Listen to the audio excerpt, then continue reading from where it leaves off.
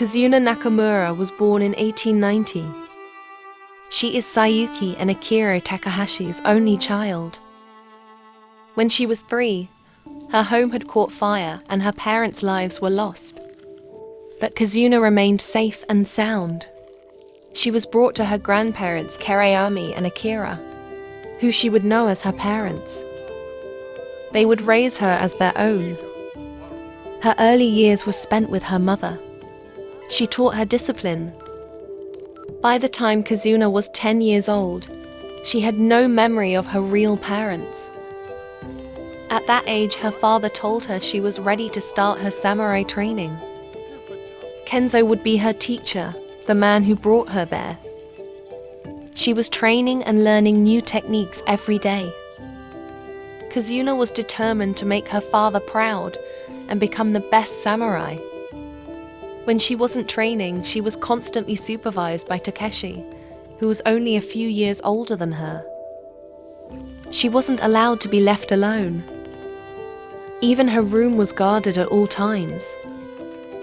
As the years went on, Kazuna's skills improved. She had never stopped training.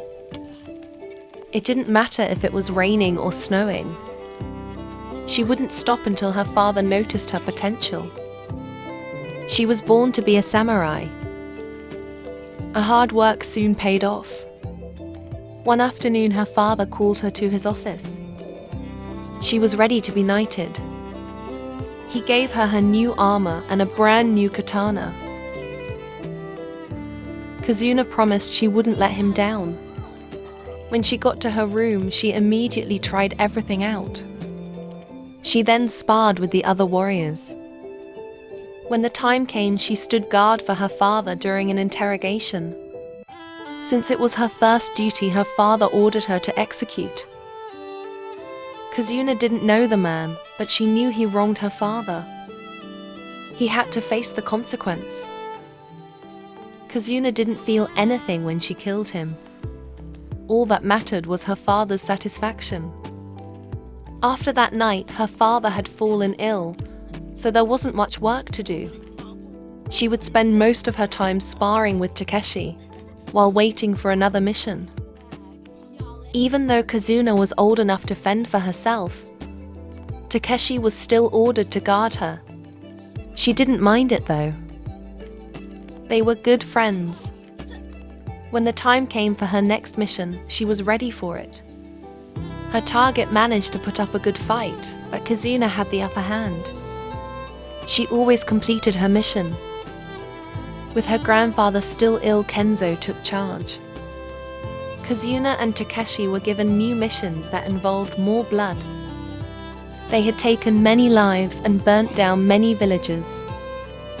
With all the time and experience they had together, Kazuna started to fall for him. They started seeing each other behind Kenzo's back. Their relationship would be kept secret for several years. As things became more serious, Takeshi started acting strange. When she asked what was wrong, he admitted that her family was lying to her. Kazuna didn't understand. He told her that her parents were really her grandparents. Her real parents were killed at her grandfather's command. Kazuna couldn't believe what she was hearing. She couldn't even look at him. She told him to leave because she needed space. She had never felt such betrayal. Knowing the truth about her family made her sick. They had been lying to her entire life. She wanted them to pay for what they did to her parents. Starting with Kenzo, her grandfather's right-hand man. The fire starter. Takeshi told her that he was the one who killed her parents. He would go first. After him was her grandmother Akira, who she thought was her mother. She was the reticent. She looked Kazuna in the eyes every day and lied to her. The last was her grandfather Kirayami, who she once looked up to. He was the mastermind behind it all. He admitted to sending Kenzo to kill her parents because they were weak. He took her in so that she would be better. Kazuna knew that wasn't true. He killed them because they knew what he was. A monster. She didn't care that he was a sick old man now. He was going to pay. But he wouldn't go down without a fight.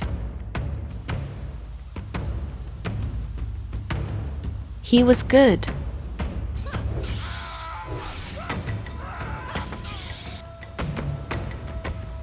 But she was better.